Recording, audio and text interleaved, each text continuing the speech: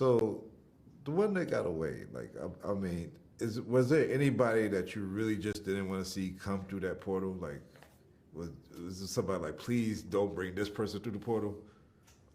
Let's start with I you. think I think everybody who came in, you see someone come through, right? And you think back to that time with that person. So whether that was a crazy trip in Vegas or you met them in high school, I mean, it almost was crazy because it brought me back to that experience and it reminded me of who I was in that time frame. And that's something you kind of don't really get with dating. So I wouldn't say I was upset with anybody that came through, but it definitely brought back a lot of feelings from who I was in those stages in life. I'm curious, and I'm learning as I go about different fluidity and sexualities. But how was it revisiting relationships, whether romantic or not, from before you came out to now? 'Cause I feel like you must be like, I mean, we all like grow and be different people, but like I feel like you must be after coming out that you must be like a total different. Like, how is that mixed with? I feel like I've been a completely different person. So, I mean, a lot of the people who did come on, I knew as a straight Jeff. And for them to get to know me now and just kind of see if we are compatible. And I mean, a lot of the guys who came on, I also knew when they were straight, right? So to meet each other as mature, grown, adult, gay men who are all out and just see if we're compatible was a crazy experience. I wonder if you like you got this hot sauce and stuff. Is that part of your dating trick? You like make people? Is it like a hot ones that you do with dates and like make them? Hey, you did your research, man. yeah. I mean, you know me. I love my spice, man. I worked on the hot sauce actually with my ex-girlfriend for 9 years, and that was an experience, man. Like I was with someone for so long, and it got to the point where we decided to start a business together, right? And so we were talking every single day about business, and it gets tricky when you're in a relationship and you start business together, man. You don't want to mix business with pleasure sometimes, and so that was one of the reasons why our relationship didn't end up working out, was because the business kind of got in the way. But man, I still, every time I go into Whole Foods, man, I check it out. It's like your baby, you want to see if it's still there, it's on the shelf. But yeah, I'm still incredibly proud of it. And yeah, I mean, if my girl that I end up being with loves spice, man, that's a plus, man, because that's what I like. Do you think? I know that the first one didn't work out because of business, but do you think that you learned from that, and that if you had a business with somebody else that you meet and everything else, that you would be able to navigate it differently or do something different? Absolutely, man. Like I think whoever I end up being with, I want us to be a power couple. I want to like do things together. Like start creating an empire together. And I think having that experience with my ex, I now have more experience and a better frame of mind to navigate that going forward. So I definitely think it definitely helps with that. Nigel, for you, like, is there anybody that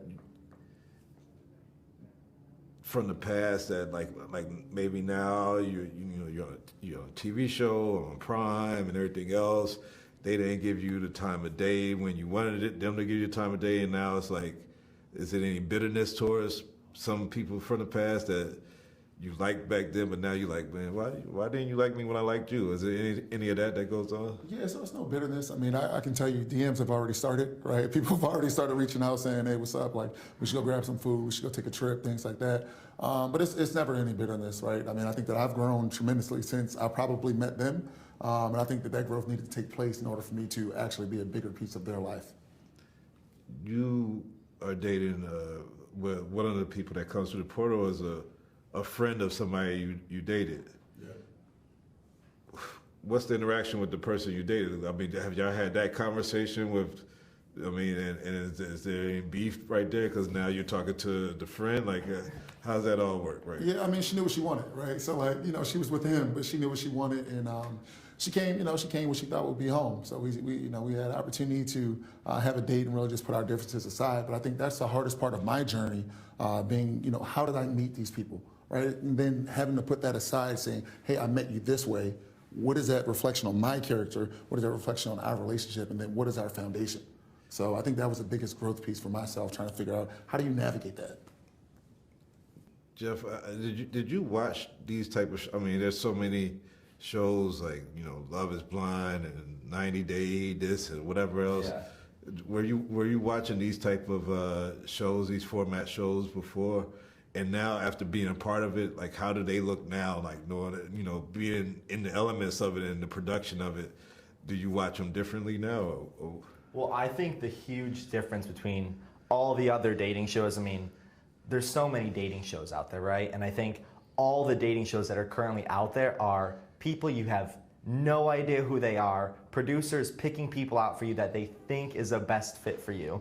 And this show was truly all about like genuine connections and people who had to give up so much just to say, wow, like I would love to go on a date with Jeff and see if we're compatible now. And I mean, they had some people quit their jobs, some people left their families, and like, you know what I mean? Like some people even had like a kid that they left at home, right? I think people gave up so much to see, are we compatible after this person I knew from years ago?